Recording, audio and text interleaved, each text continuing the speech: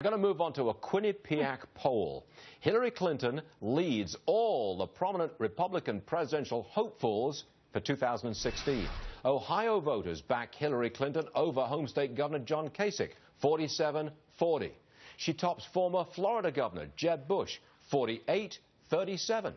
She beat, I think she beats out Rand Paul as well. I'm not sure the numbers there, but here's the author of Clinton Inc. That's the book. The author is Daniel Halper, and he joins us now. Do you think that Hillary Clinton, by the time that 2015 rolls around, when we're getting into the primaries and all the rest of it, you think that she can overcome her Russian reset problem and the Benghazi problem? What does it matter? She can overcome that? Look, politicians always do better in polls when they're not in politics. So if Hillary Clinton wants her poll numbers to rise, she should just say she's never going to run for another political office. Her poll numbers would shoot through the roof over the next couple of years. So in regards to your Russia question, she can overcome it. That's not her biggest problem. It's embarrassing. It's humiliating. It was humiliating from the start. Even the button she gave to the Russian foreign minister didn't even say reset. It misspelled reset. And so it's always been embarrassing for her, especially now. Now she's trying to back away from it by saying, well, Putin's always been I was always a little more skeptical of Putin than the rest of the Obama administration. Who's going to believe that after that photo op? It won't matter, maybe. But what's her biggest problem? Her biggest problem is internally, her own political structure. One, she's not a good politician. She's not a good candidate. Two, she has her husband, Bill Clinton, who's both an asset, a massive asset, and also a massive liability. Three is her daughter and her daughter's emergence in Clinton Inc., as I write in my book. Wait a minute. Her daughter is a problem? Yes.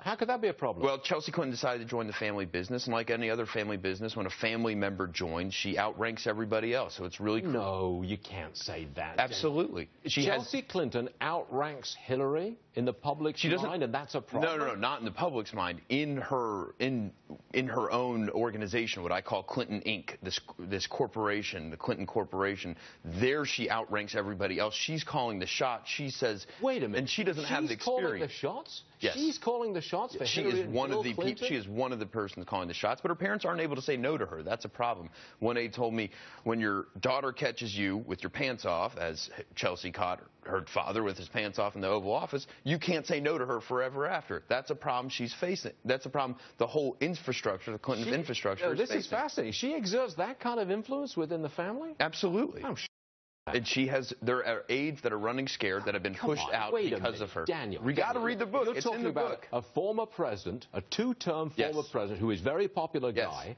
You're talking about a former Secretary of State, a former First Lady. Right. And you're telling me that a 30-something young lady, the daughter, outranks these two seasoned, polished, professional politicians.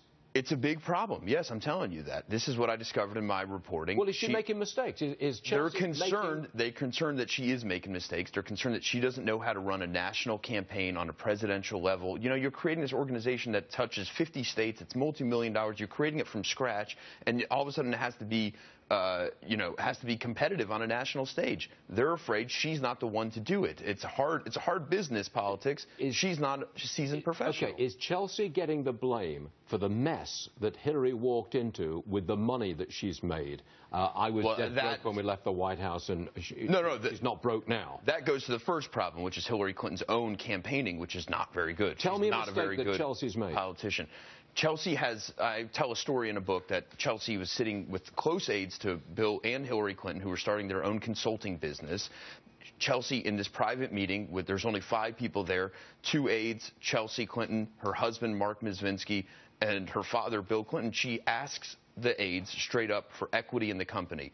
They say, that's outrageous. We're not giving you equity in a company. Your mother's Secretary of State. We want to be a multinational company. The aides are no longer as close to Bill Clinton. That's what I mean by unsettling the family business. She comes in, people are being moved out. It's unsettling what's going on. Do you think it's changing it. Do you think Chelsea will get into politics and run for office? It's possible. The thoughts crossed her mind, and certainly her father's. Yeah, but the problem is she hasn't done anything.